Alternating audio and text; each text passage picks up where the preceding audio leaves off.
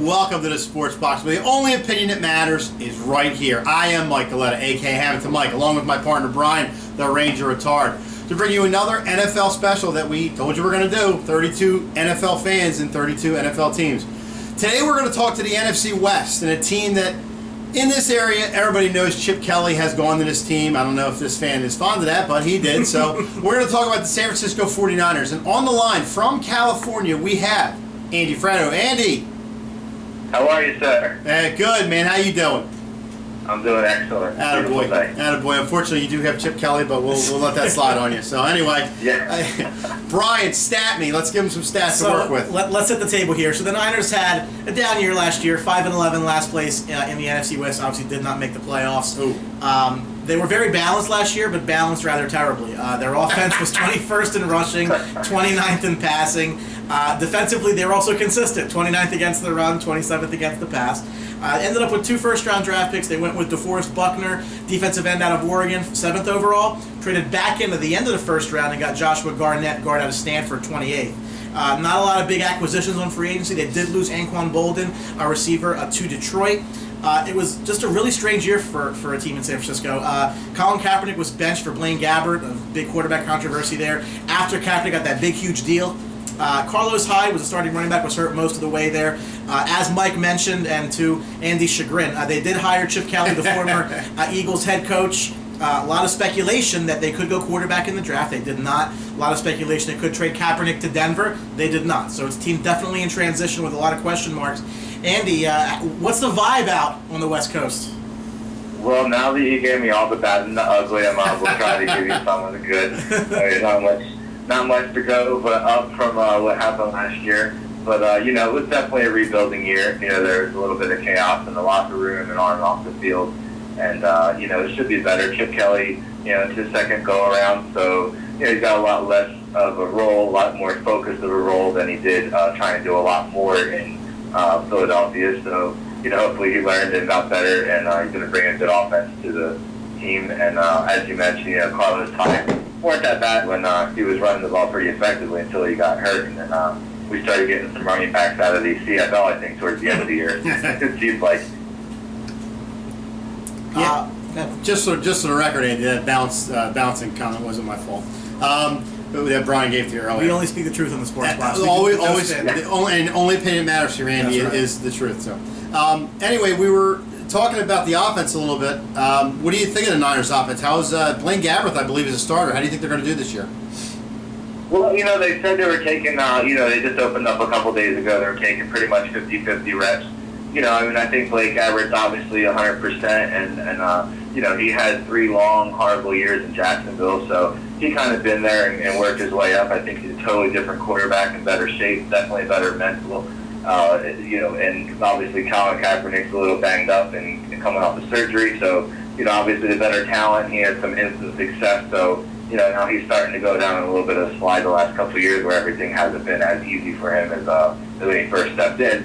And like you said, the coaching, and the philosophies all changed. So everybody's brand new. There's a lot of new faces in the locker room, on the coaching staff and the personnel.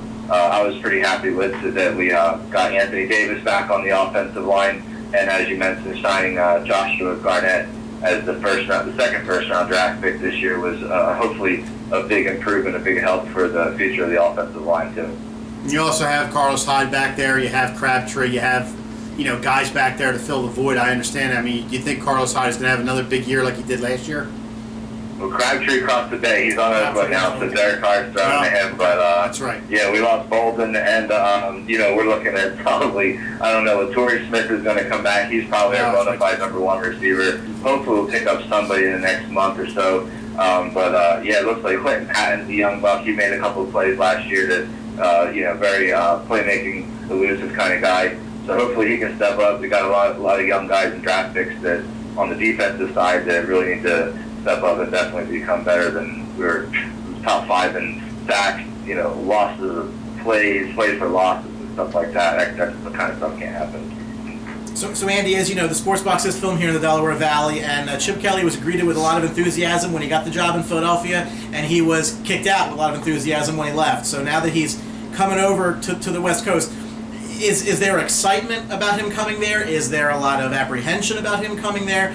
You know, how is the fan base interpreting bringing in a guy like Chip Kelly who flamed out pretty hard here in Philadelphia?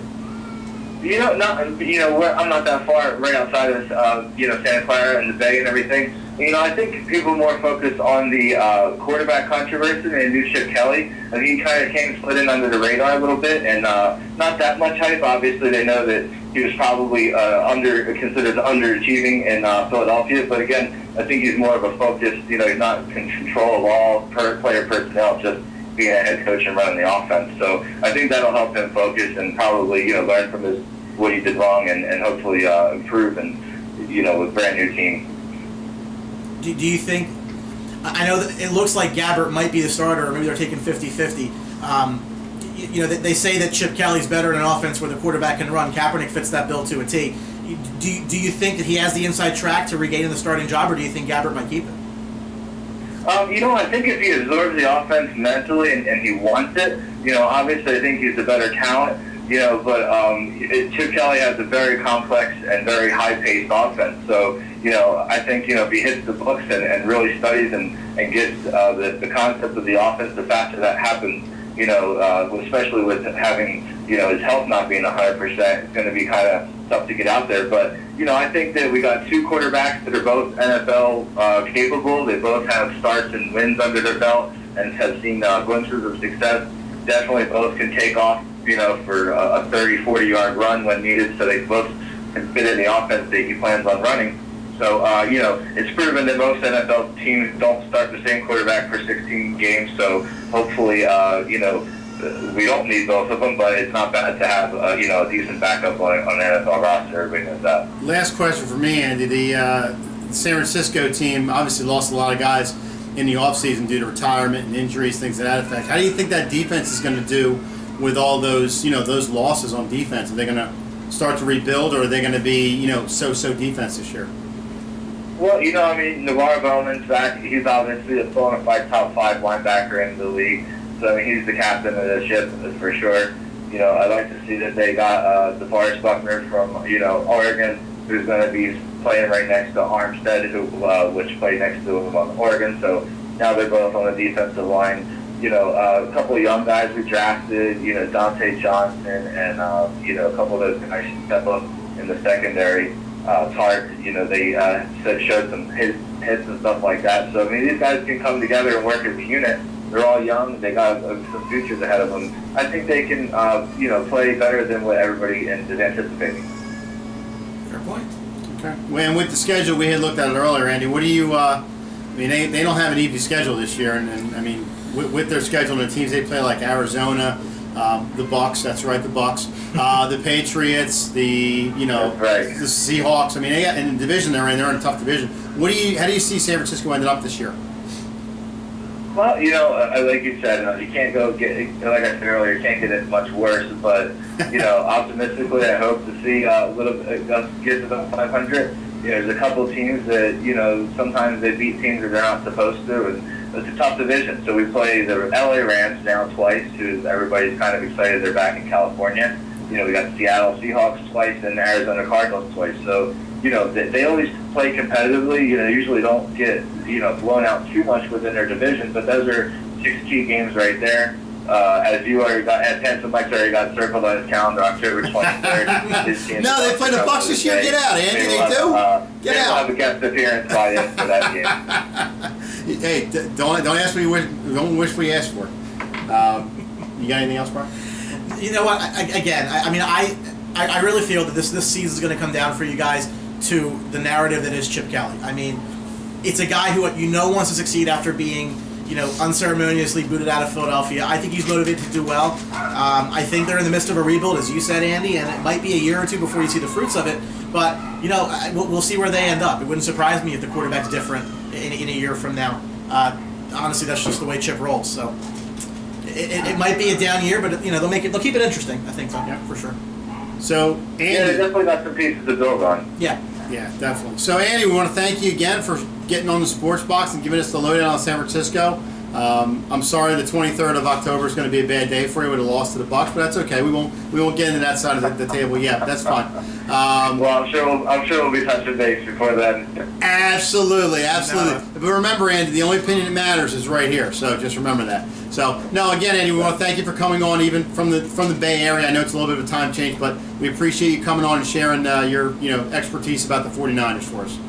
Absolutely, guys. Thanks for having me. You guys are both always welcome to the Best Coast anytime. Thank you, Andy. Thank you, Andy. We appreciate it. And that's all the time we have for the Sports Box. Keep an eye out. We got some more teams coming, and we're just going to be hectic as hell getting people down here and calling people. But that's okay. We want to give you the inside voice of the fan to let you know what the vibe is out there. How's everybody feeling going into a brand new NFL season only on the Sports Box? Absolutely. And the only opinion that matters is still right here. Thanks for watching. See ya.